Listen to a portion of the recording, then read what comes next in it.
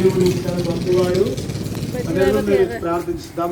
ఆత్మను రక్షింపబడ్డానికి సహాయాన్ని దయచేయమని ప్రభావ. వచ్చిన దైవజనులు కూడా మీరు దీవించండి. మా రాకపోకలు నీ కృప నీ కాపుదల తోడుగుంచి మనం పొందుకోమని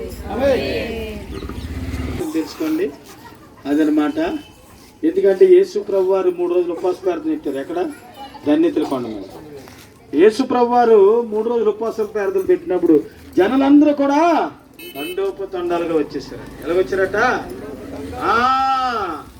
కానీ యేసు ప్రభు 2 రోజులు ఉపవాస ప్రార్థన చాలా బలంగా జరిగింది. 3వ రోజు అందరి ముఖాలు చూశారండి యేసయ్య. చూసి మంచి ఎండ కాస్తుంది, ఈ ఎండలో నా పిల్లలు ఎలాగెళ్తారు ఏంటి అని చెప్పి ఆలోచించి యేసు ప్రభు హృదయ శుద్ధి గల వారు ధన్యులు, వారు దేవుణ్ణి చూచెదరు, హల్లెలూయా అని చాలా గొప్పగా ఆయన నోటంట పలికారండి. పలికిన వెంటనే కూర్చున్న వారందరూ హృదయాలు కూడా ఎంతో ఆనందముతో నిండిపోయాయండి. ఎందుకంటే వారి ఖాళీ హృదయంలోనికి వారందరూ కూడా దేవుణ్ణి ఆహ్వానించడం మొదలు పెట్టారు కనుక వాళ్ళ హృదయాలు ఆనందముతో నిండిపోయాయండి. ప్రియులరా, కనికరము గల వారు ధన్యులు, వారు కనికరింప పడుదురు అని యేసు ప్రభు అన్నారండి. యేసు ప్రభు మాట వెన్నంటనే ప్రతి మనిషిలోనూ కూడా కనికరం కావాలి.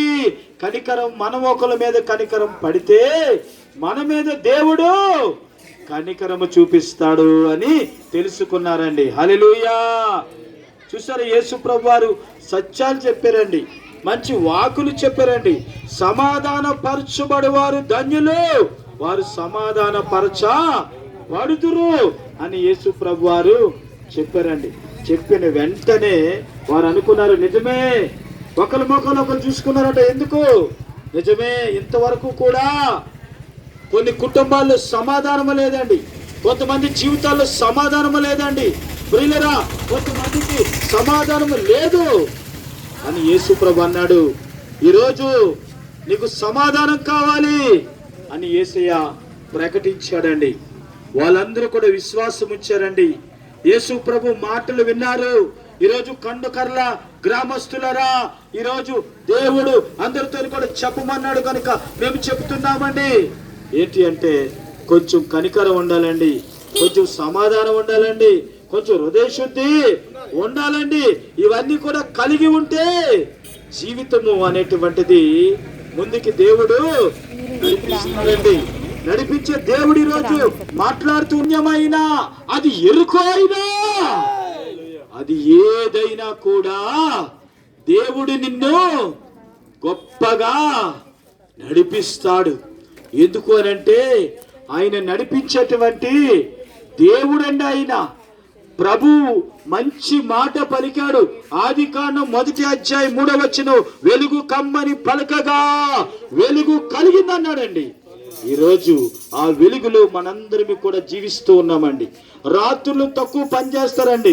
ఎంప్లాయీస్, నైట్ డ్యూటీలు ఉన్నవారు, ఓటీలు చేసిన వారే చీకటిలో పని చేస్తారు. కానీ పగలే ఎక్కువ పని చేసుకోవడానికి, కాయ కష్టం చేసుకోవడానికి, పొలము దున్నుకోవడానికి, చదువుకోవడానికి, ఏదైనా కూడా ముందుకు దూర ప్రయాణం చేయడానికి వెలుగులోనే చేయడానికి ఇష్టపడతారండి. అలాంటి గొప్ప వెలుగుని మన జీవితాలకి యేసు ప్రభు వారు దయచేశారండి. ఆది యందు వాక్యం ఉండెను, వాక్యమే దేవుడై ఉండెను. హల్లెలూయా. ఇది ఈ రోజుది కాదండి. బైబిల్, ఈ గ్రంథం ఈ రోజు కాదండి. ఈ పరిశుద్ధ గ్రంథము ఈ రోజుది కాదు. ఈ గ్రంథము అనాది కాల సంకల్పములో నుంచి ఉన్నటువంటి ఈ గ్రంథం అండి. కానీ ఈ రోజు అనుకుంటారు ఇది ఒక మతం అని అంటున్నారండి. కానీ కాదండి, ఇది ఒక మంచి మార్గం అండి. ఇది ఒక మతము కాదు. నా ప్రియమైన కొండకర్ల గ్రామస్తులకు ఇది ఒక మతము కాదు అని 2 చేతులు కూడా జోడించి చెప్తా, ఇది ఒక మంచి మార్గం మాత్రమే. ఇది మార్గం అండి. ఈ మార్గములో ఏముంటదంటే అనేకమైన మార్గాలు ఉంటాయండి. ఒకటి తూర్పు, రెండోది పరమణ, మూడోది దక్షిణ, నాలుగోది ఉత్తర. కనుక ఈ 4 మార్గాల్లో కూడా ప్రయాణిస్తున్న వారు మరి సరైనటువంటి మార్గాలకి ఎక్కడికి వెళ్ళాలో వారు ప్రయాణంలో వారు వెళ్తారు. కానీ ఒకే ఒక మార్గం ఉంది. ఆయన అంటూ ఉన్నాడు, నేనే సత్యము, నేనే మార్గము, నేనే జీవము. ఆ మార్గములో మేమందరం కూడా ఉన్నామండి ఈరోజు. కనుక ఈ మార్గములోనికి రమ్మని ఆ ధన్యతల కొండ మీద యేసు ప్రభువారు అందరిని పిలిచినప్పుడు వారందరూ కూడా చక్కగా కిందన కూర్చుంటే యేసు ప్రభువారు ఆ కొండ మీద నుంచి చెబుతూ ఉంటే వారందరూ కూడా ఆయన మాటలు ఆలకించి ఆకలి లేదటండి. ఏమీ లేదటండి, ఆకలి పుట్టలేదండి, ఎండ అనిపించలేదండి.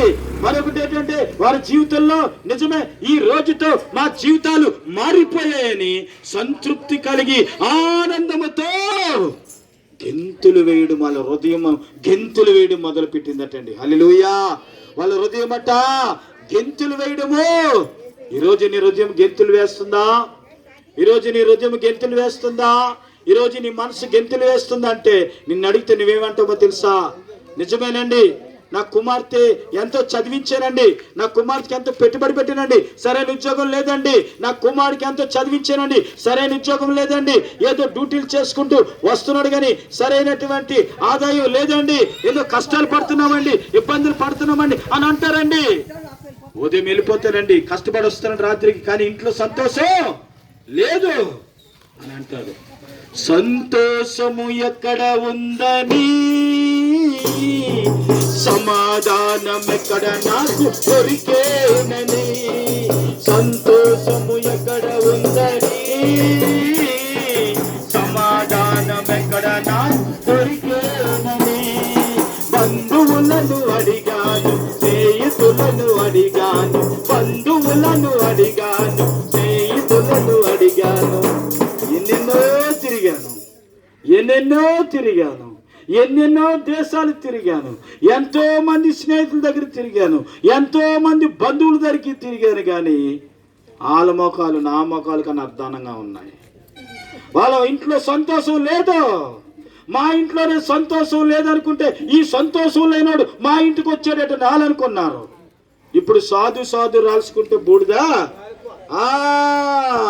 కనుక అప్పుడు అనిపించింది ఎవరు కూడా సంతోషంగా లేరు, ఎవరు కూడా సంతోషంగా లేరు అని చెప్పి ఒక ఆయన చక్కగా మంచి మాట చెప్తున్నాడటండి. ఏమని తెలుసా అంటే ఆ మాటలన్నీ కూడా విని ఈయన ఎవరు, మరియా కుమారుడు కాదా, వడ్రంగ పని యేసేపు కుమారుడు కాదా అని చెప్పి అందరూ అనుకున్నారటండి. కానీ ఆయన దేవుడు కుమారుడు,